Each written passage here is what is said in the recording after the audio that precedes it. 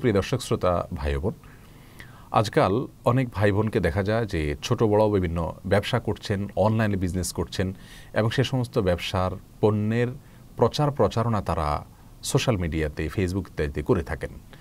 এই প্রচারণা ইসলামী শরিয়া দৃষ্টিকোণ থেকে নিষিদ্ধ নয়, মৌলিকভাবে এটি অনুমোদিত। আপনার যে কোনো পণ্যের প্রচার আপনি করতেই পারেন, কিন্তু সেক্ষেত্রে ইসলামী শরিয়ার মৌলিক কোনো নির্দেশনা যাতে লঙ্ঘন না হয় সেটা খেয়াল রাখতে হবে। প্রচারণার ক্ষেত্রে, অ্যাডভার্টাইজমেন্টের ক্ষেত্রে একটি অন্যায় আমাদের চোখে পড়েছে, যে অন্যায়টি হয়তো আমরা অনেকে না জেনে করে যাচ্ছি এবং যার ফলে আমরা কিন্তু হারাম এবং একটি কবিরা গুনাহে লিপ্ত হয়ে যাচ্ছি। আর সেটি হলো, আপনি কোনো পণ্যের প্রচারণা চালানোর সময় এমনভাবে প্রচারণা চালালেন যে ওই পণ্যটি আপনি সরবরাহ করবেন ক্রেতাকে, অথচ আপনি ভিন্ন কোনো ধরনের, ভিন্ন কোনো মানের পণ্য আপনি সরবরাহ করলেন, তাহলে কিন্তু আপনি প্রতারণার গুনাহগার হলেন, প্রতারণার অপরাধী হয়ে গেলেন।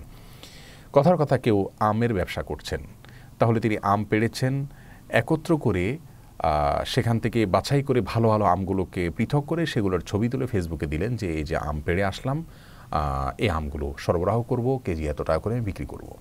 তো সেখানে কিন্তু ক্রেতার কাছে একটা বার্তা যায় যে আমগুলো আমি যেগুলো পাবো সেগুলো এরকমই হবে, অথচ আপনি ডেলিভারি করার সময় ক্রেতাকে ভালো মন্দ গণহারে দিচ্ছেন, গড়পড়তায় দিচ্ছেন, তাহলে আপনি দেখাচ্ছেন একটা, বাস্তবে দিচ্ছেন ভিন্নটা। এটা কিন্তু প্রতারণা। আর এভাবে ব্যবসা করাকে নবী আলাইহিস সালাম নিষিদ্ধ ঘোষণা করেছেন। তিনি একবার বাজারে গিয়েছেন, কোনো এক ব্যক্তি খাদ্যশস্য বিক্রি করছিলেন, খাদ্যশস্যের স্তূপের উপরে ভালো কিছু খাদ্যশস্য রেখে দিয়েছেন। নবী আলাইহিস সালাম ভেতরে হাত প্রবেশ করালেন, দেখলেন যে ভেজা। তখন তাকে বললেন যে তুমি উপরে ভালোগুলো রেখেছো, অথচ ভেজা খাদ্যশস্যগুলো এর তলে রয়েছে, কারণ কি? লোকটা বলি, ইয়া রাসূলুল্লাহ, বৃষ্টির কারণে ভিজে গিয়েছে, তাই আমি উপর দিয়ে ভালোগুলো দিয়ে দিয়েছি। নবী আলাইহিস সালাম বললেন, তুমি কেন তোমার ভেজাগুলোকে উপরে রাখোনি? ক্রেতা পছন্দ হলে কিনতেন, না হলে রেখে যেতেন। যে ব্যক্তি প্রতারণা করে অন্যের সাথে, মান গাশা ফালাইসা মিন্নি, সে আমার উম্মত হতে পারে না।